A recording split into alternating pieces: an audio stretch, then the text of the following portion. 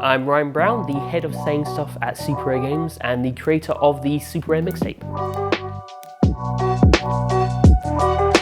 So when people think of indie games, they might think of games like Minecraft or Celeste, these really big, successful indie games.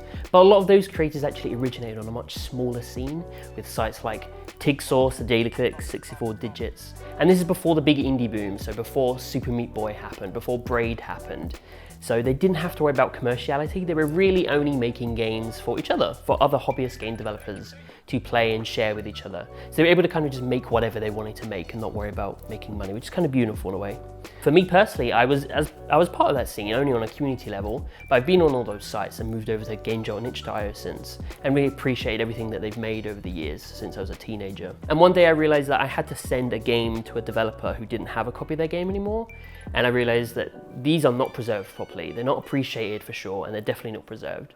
So for Super Rare Mixtape, something which I've wanted to do for years and years, what this is 30 curated full games from the indie scene, put on a USB that's shaped like a tape cassette, so it gives it that kind of mixtapey vibe.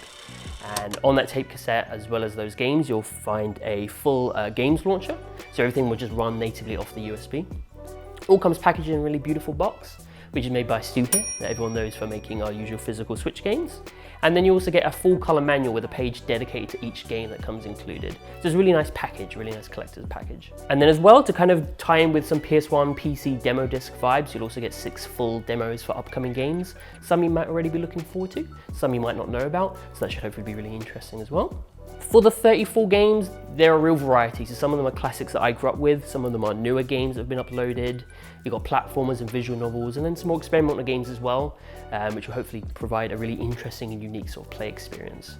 This is something I've wanted to do for years, as I mentioned. It's a real honor to be able to have done it. I already have plans for more volumes. I've got literally thousands of games that deserve to be preserved and developers that deserve to have a spotlight. So hopefully people appreciate it and enjoy it as much as I have.